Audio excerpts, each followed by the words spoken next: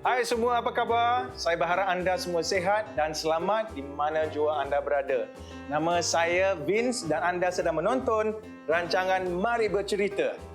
Hari ini kita akan berbincang tentang dua cerpen yang terdapat dalam buku Changing the Skies yang ditulis berlatar negara Malawi, Afrika Selatan dan Tanzania. Walaupun terdapat 3 cerpen di dalam buku ini, untuk hari ini kita akan hanya mengupas 2 daripadanya, iaitu Leaving dan The Rubbish Dump. Mari kita membaca.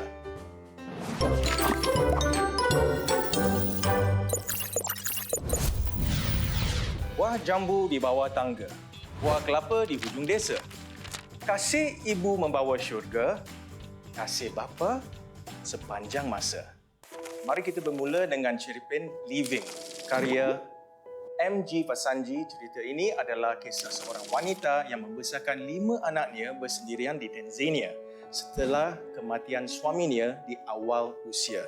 Setelah 2 anak perempuannya berkahwin dan anak lelaki sulung memperoleh kerjaan, ibu tersebut memberi tumpuan kepada kedua-dua anak yang lebih muda.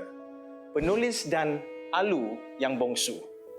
Yang jelas ialah kasih sayangnya. When father died, she was only 33. It was a hard life, with 5 children and no husband. In the years after his death, several men asked her to marry them, but she always refused to marry again because of us. Children of a first marriage cannot stay with their mother in a second marriage.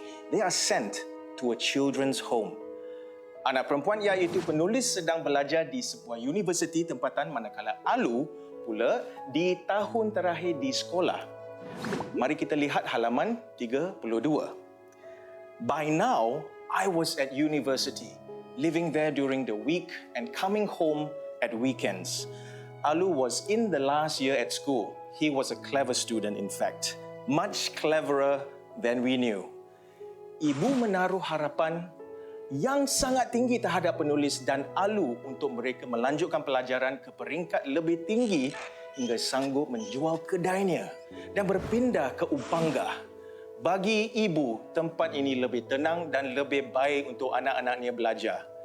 Semasa berada di Upanga, Alu bertemu semula bekas guru Encik Datu. Beliau memberi inspirasi kepada Alu untuk melanjutkan pelajarannya di Amerika. Walaupun secara kebiasaan pelajar-pelajar di sekolah Alu melanjutkan pelajaran di universiti tempatan dalam bidang pertanian, Alu tidak berminat dengan perkara tersebut. Alu bercita-cita untuk melanjutkan pelajaran di dalam bidang perubatan.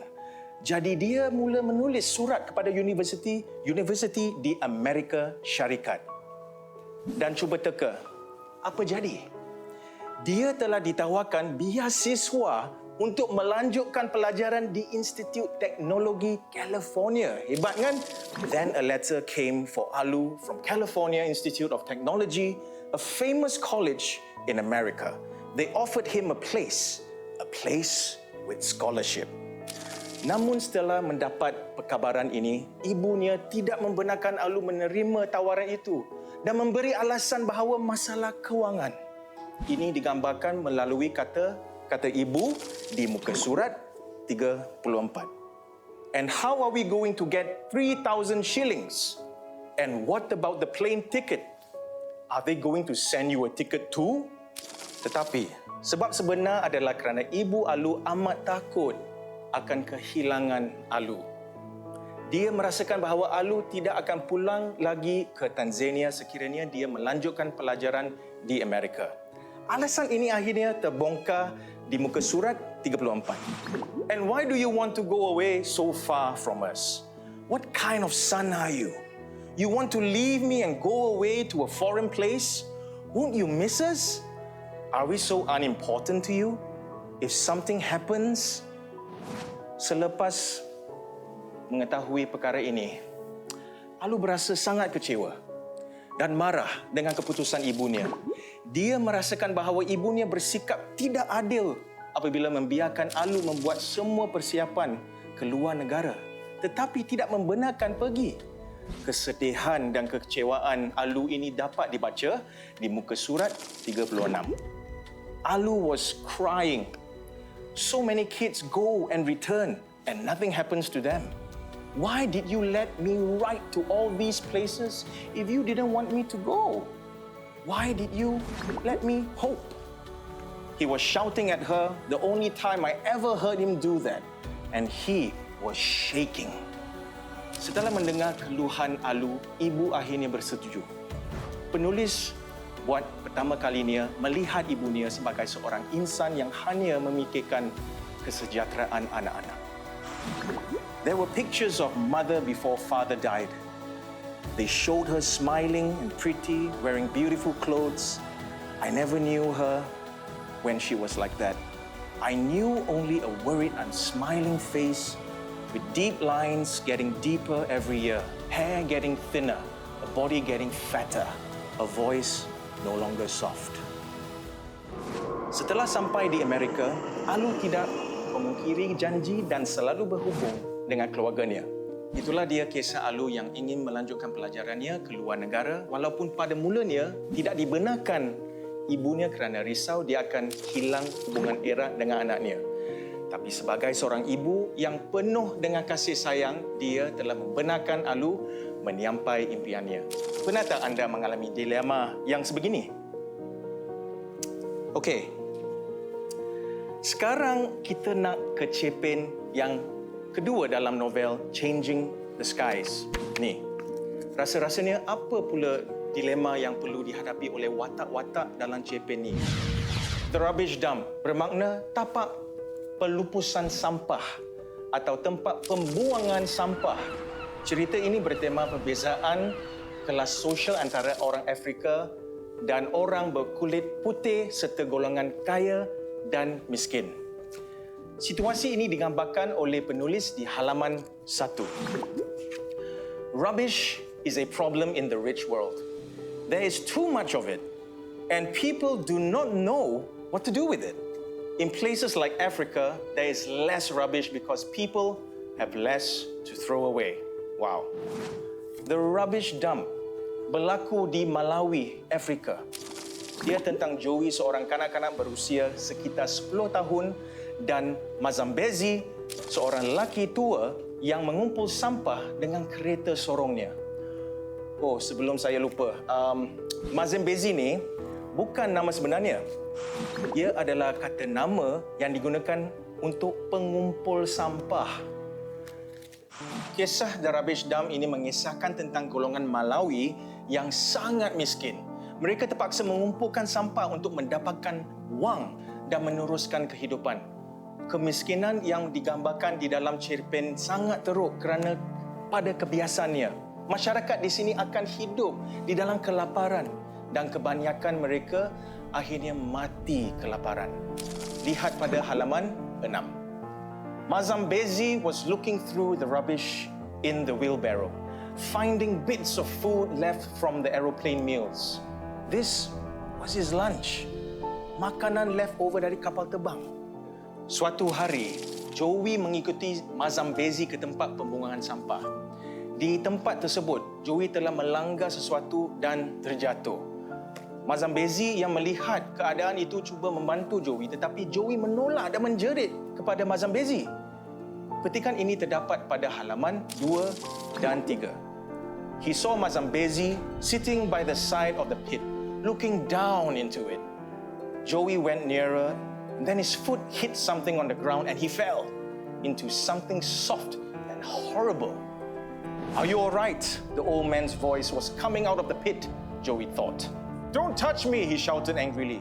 You dirty old Mazambezi. The old man stepped back slowly. Joey got to his feet, turned, and he ran. Wah, agak sombong ya Joey. Walaupun cuba dibantu oleh Mazambezi, dia menjerit dan mencercah lelaki itu dan berlalu pergi. Suatu hari, apabila Joey sedang bermain, Mazambezi tiba-tiba memberikannya sebuah pesawat mainan. Look, Joey, a voice said behind him. I've got a real plane for you. It was Mazambezi. He was holding out a toy plane with Air Rhodesia written on the side. He looked at Joey with his sad brown eyes, and Joey looked back at him, a afraid. He stepped back away from the old man, then stepped forward again, took the toy plane and ran home as fast as he could. Selepas itu, Joey berasa bersalah di atas perlakuannya terhadap Mazambezi. Lalu dia datang menemui Mazambezi untuk mengucapkan terima kasih atas pesawat mainan itu. Kemudian, mereka duduk bersama-sama di tempat pembuangan sampah sambil berbual mengenai lapangan terbang, pesawat, orang putih dan sampah. Setelah berbual lama, mereka memutuskan untuk bertemu lagi pada keesokan harinya. Mereka berdua pergi ke jalan raya. Joey menyedari bahawa hidupnya buat masa ini tidak akan berubah sama seperti kehidupan Mazambezi. Wow, best buku ni kan? Dan kedua-dua ceritanya sangat menarik. Baiklah, okey, kita berehat seketika dan jumpa selepas ini.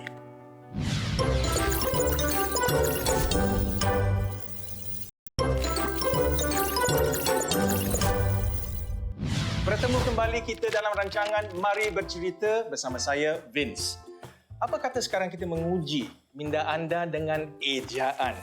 Okey, Abang Vince akan bagi satu perkataan dan kamu cuba mengejanya, okey? Nombor 1, agriculture. Ini bermaksud pertanian. Adakah anda eja begini? Agriculture atau agriculture? Anda semua tahu maksud agriculture? Maksud agriculture dalam bahasa Malaysia adalah pertanian. Dah tahu maksud agriculture? Sekarang beritahu saya macam mana nak eja perkataan ini. Ya, betul, yang ini.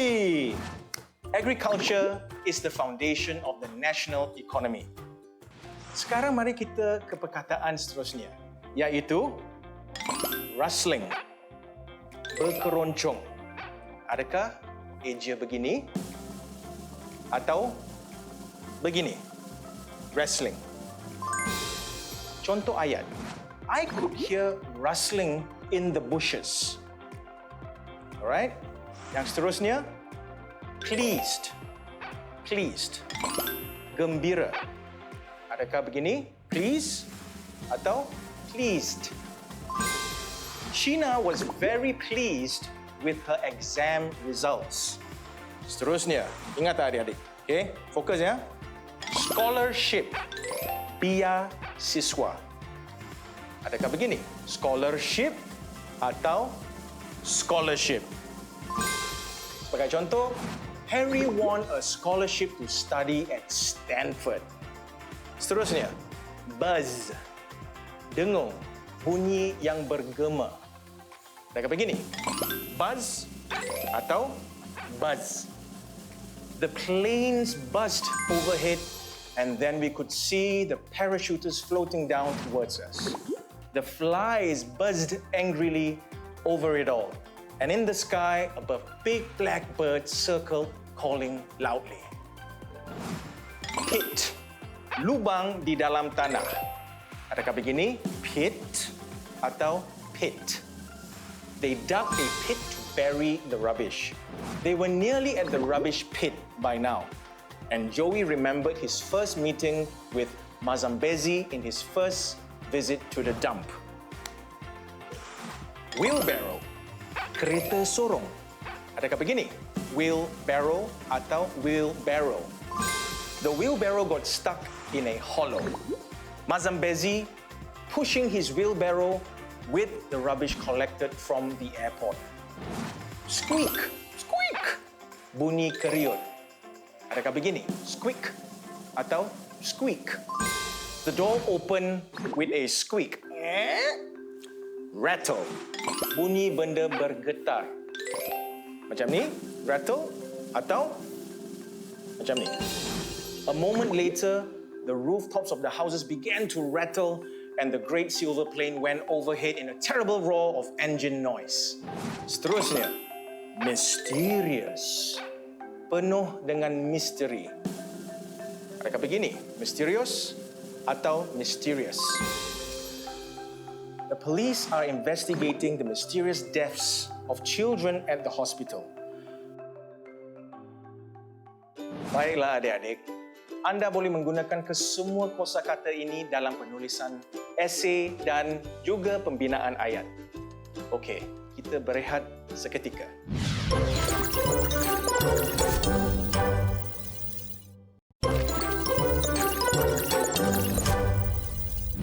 Selamat kembali ke rancangan Mari Bercerita. Baiklah, untuk bahagian seterusnya, kita akan melihat watak dan perwatakan dalam cerpen Living. Watak adalah elemen penting dalam cerpen kerana watak yang mendukung sesebuah cerita secara keseluruhan. Watak yang terdapat dalam cerita menimbulkan pelbagai jenis konflik dan ketegangan serta pelbagai jenis resolusi. Alu merupakan anak bongsu dalam keluarganya. Alu digambarkan sebagai anak yang penyayang dan taat akan perintah ibunya. Di samping itu, perwatakan yang ditunjukkan oleh Alu ialah dia bercita-cita tinggi. Dia ingin belajar dalam bidang perubatan dan menjadi seorang doktor. Dia juga sanggup bekerja sambilan di Amerika untuk membayar hutang pada halaman 33 dan 34. Can't we borrow some money, he asked. I'll work in America. Yes, I'll work in a restaurant or something. I know students can do that. I'll send the money back. Alu, anak yang pintar dan berpengetahuan. Dia mencari nama-nama universiti dalam buku, seterusnya menulis surat untuk memohon beasiswa seperti yang terdapat pada halaman 32.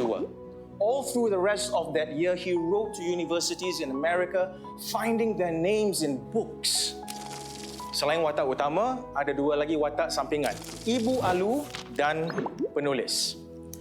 Watak penulis ini menarik kerana dia adalah narrator atau pencerita. Dia adalah anak keempat daripada 5 adik-beradik dan cerita ini dari segi pandangannya. Mari kita tengok watak utama dalam cerita The Rubbish Dump.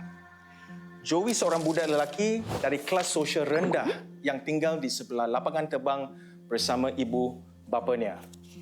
Dia bersikap tolak ansur.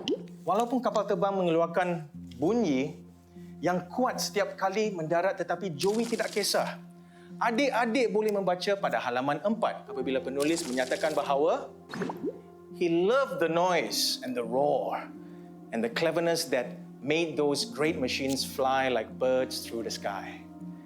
Dia seorang yang suka berimajinasi.